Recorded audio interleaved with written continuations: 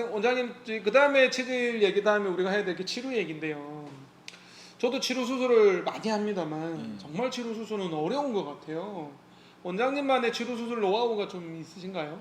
실은 치료도 대장학문외과 의사의 어떻게 보면 치질처럼 끊임없이 고민해야 할 난제입니다. 왜냐하면 치료를 제거하는 것은 쉬울 수도 있어요. 문제는 변실금이라 하죠. 합병증이 생기는 그런 것들을 안 생기게 하고 또 회복도 빨리 되게 하고.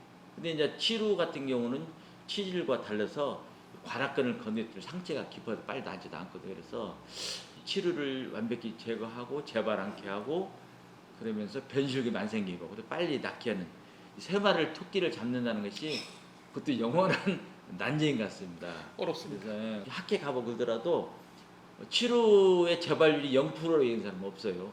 저도 실은 많은 고민을 하고 그랬는데 지금은 이제 뭐 해결책보다도 내가 나름대로 이제 또 하나의 갖고 놓은 하나는 치료를 쉽게 제거할 수 있는 어느 경우는 너무 깊이 속으로 파고들어서 그 칡뿌리 캐듯이 쭉 캐낼 수 없는 경우도 있을 수가 있고 또 하나는 내구라고도 원발점 안에 그 자체를 또 발견 못한 경우 여러 가지 난제가 있는데 변실금이 생기지 않는 방법 중에 하나가 저는 어떤 방법을 쓰냐면 어쨌든 내구만 발견되면 이쪽으로 해서 치료를 제거하고 관악근을 다 이렇게 안 자르고 이제 물론 뭐 관악근을 조금 침범할 때 자르지만 그것도 그냥 하나의 그 나일론 실을 묶어놓습니다. 그래서 시통법 얘기하시죠. 이제 그래서 그것을 그냥 넉넉히 걸어놓고 승부가 박 타듯이 조금씩 움직이면 치료가 10% 된다고 표현하는데 그 치료 길이 얕아지죠. 얇아지면 나중에 자르는 방법 그걸 쓰다 보니까 환자가 좀 고생스럽게 왜냐면 본인이 자꾸 땡기게 해야 되니까 시간이 그런데 걸리고 근데 결국 이렇게 하니까 치료하고 또 변실금 2마리 토끼를 잡는 그리고 또 그 통증은 별로 없어요. 왜냐면 그 나일론 잡아 당길 때만 아프지 그 자체가 원래 꼬매거나 막 그런 거기 때문에 상처도 크게 낫지도 않고 그렇게 해서 나름대로 이제 해결점을 보고 있는데 어쨌든 그것도 계속 대장외과 의사로서 사는 동안 풀어야 할 숙제가 아닌가 그런 생각을 해봅니다. 25년 동안 숙제를 풀고 있는 난제 같은 생각이 드는데 정말 대장학문외과 의사에게는 치료는 정말 항상 고민해야 되는 부분인 것 같고요. 수술은 쉽지만 합병증이 없는 수술을 하는 거는 쉽지 않은 문제이기 때문에 사실 대장학문외과 의사분들한테는 큰 도움이 되는 내용이었던 것 같아요. 마지막으로 치질 질환에 있어서 원장님께 여쭤보고 싶은 건 예방법인데요. 대장학문 건강을 유지할 수 있는 가장 좋은 비결이 무엇인지 고객들한테는 어떤 학문질환 건강관리법을 소개해 주시는지 궁금합니다. 요즘 저는 그 자율신경이나 이런 기능에 대해서 많은 관심을 좀 갖게 되더라고요. 근데 결국은 우리 몸은 그 건강한 상태, 호메오스타시스 표현을 하는데 항상성이라고 그걸 유지하기 위해서 계속 노력하고 있거든요.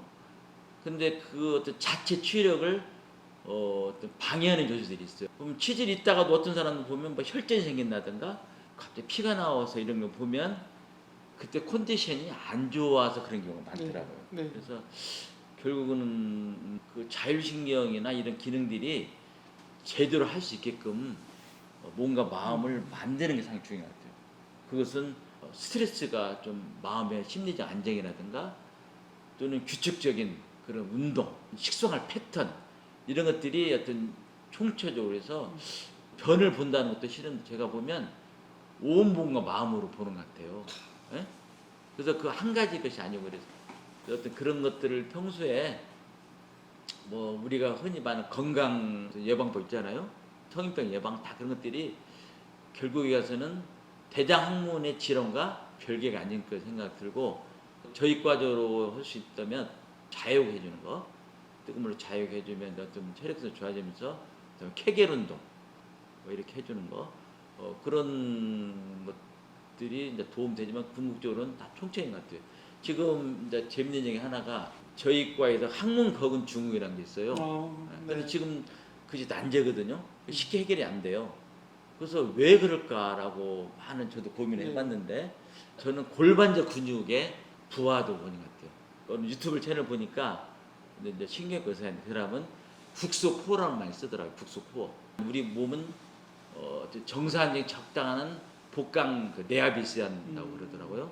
근데 그것을 유지하는 것이 횡격막, 그다음에 뒤에 등에 있는 다혈근, 또 앞에 있는 그 배 복근 이런 거, 그다음에 저 밑에는 골반 저근 이런 것들인데 나이 들면 김 빠지면 자꾸 구부러지잖아요, 이렇게. 네. 예? 그런다고 했잖아요. 네. 아니, 자꾸 그런데 그런 것들이 보면 힘과 에너지가 떨어지고 그러면 이게 복강 내압이 떨어지면서 이게 자꾸 이게 하고 피질 못해요. 근데 이런 것이 이 복강 내압이 있으면 몸의 밸런스를 바뀌어지거든요. 그래서 원래 복강 내압이 있어 배는 힘이 들어가지만 이 목이나 어깨는 딱 펴지고 이렇게 해야 한다는 거예요. 그런데 왜 그 이론은 왜 그 항문 거건 중에 생기냐고 했더니 그런 것들이 깨지면 이게 이런 것들이 밸런스 깨지면서 골반적 근육에 어떤 그 부하가 걸린다는 거예요. 그 부하가 걸리면 그 자체 근육이 수축하니까 그쪽으로 앞으로 이제 뭐 요도라든가 직장에 가고 있는데 그쪽에 가는 그 근육이 약해지면 하지만 동시에 그쪽으로 가는 신경이 눌리니까 그 신경을 지배받는 항문이 이제 묵직하니 아프다고 그런 표현을 하더라고요. 그래서 원인을 어떻게 모를까 했는데 그 얘기를 듣고 그럴 수 있구나. 그럴 수 있구나. 그런 생각이 들다고 그래서 여러 가지 몸의 기능. 근데 복강 내압을 증식시키는 방법 하나가 복식호흡도 들어가더라고요. 호흡법 이런 거. 호흡법. 네, 그래서 결국 명상도 연관되기도 하고. 그래서 사람이 어떤 집중을 하고 몰입을 하고 어떤 일심으로 뭔가를 하게 되면 일을 할 때도 가장 효율적인 방법으로 우리 몸을 도와줘요. 그러면서 중력이 부하되는 것을 완전히 분산시켜서 몸은 무리가 안 가고. 그래서 어떻게 보면 그런 것들도 또 명상하고 연관되기도 하고. 그래서 사람이 어떤 일심으로 할 수 있는 거, 우리 몸의 어떤 그런 자율신경이나 중추신경 이런 것들을 건강해주면서 이런 것들이 뭐 대장 항문처럼 연결되기도 하고. 결국 우리는 뭘 하든지 간에 온 몸과 온 마음으로 하기 때문에 그걸 총체적인 것들을 잘 이렇게 관리를 하면 덤으로 얻어지는 그런 관리가 많이 돼서 어떤 대장 항문 질환을 따로 어떤 그 분리돼서 생각은 아니라는 생각이죠. 역시 명의시라는 생각이 절로 듭니다. 어떻게 보면 항상성, 그다음에 몸의 자율, 그렇죠? 스스로 병을 이겨낼 수 있는 그런 능력 이런 거를 명상 그런 얘기를 좀 해주셨고요. 그러면 진짜로 마지막 질문. 대장문 외과에 잘 안 오려고 하시는 분이 많으세요. 정말 그래서 병을 키워서 오시는 분 되게 많으시고 치료가 단순 치료가 복잡 치료돼서 와서 너무 안타까운 경우도 많으시고 체질인 줄 알고 방치하다가 대장암이 돼서 오시는 대장암을 놓치는 경우도 있으신데 그런 의료 소비자분께 마지막으로 당부 말씀 좀 부탁드릴게요. 장문외과로 오시면 됩니다. 그것도 그런 방법 중에 하나인데 어떤 옛날부터 그런 얘기가 있잖아요. 슬픔은 보통은 혼자 있지 말고 오픈시켜서 나눠야 된다. 그런 생각을 얘기를 많이 했는데 가장 어떤 부끄러울 수도 있는 건데 근데 그런 것들을 일단은 열어놓을 수 있는 마음이 참은데 이렇게 뭔가 오픈시켜 놓고 와야 빨리 해결되지 결국은 간단하게 해낼 것을 나중에 좀 방치되면 결국 해결될 수 있는 게 많기 때문에 어떻든 저희는 항상 그런 어떤 그 항문 질환을 보기 때문에 새삼스럽게 막 그런 것도 아니니까 또 그런 분들이 많이 오니까 또 나만 갖고 있다는 그런 생각할 수 있는데 많은 사람들이 앓고 있다는 걸 알고 지금 용기를 내서 오신다면 어떤 대장 항문 전문병으로 오면 다 치료될 수 있으니까 어떤 그런 가벼운 마음으로 오셨으면 좋겠습니다. 네, 오늘 좋은 말씀 감사드립니다. 익산 지역을 더 나아가 전라북도를 대표하는 대장항문 전문 외과 의원 장문외과에서 오늘 체질 얘기, 치료 얘기, 항문 질환 얘기로 나눴습니다.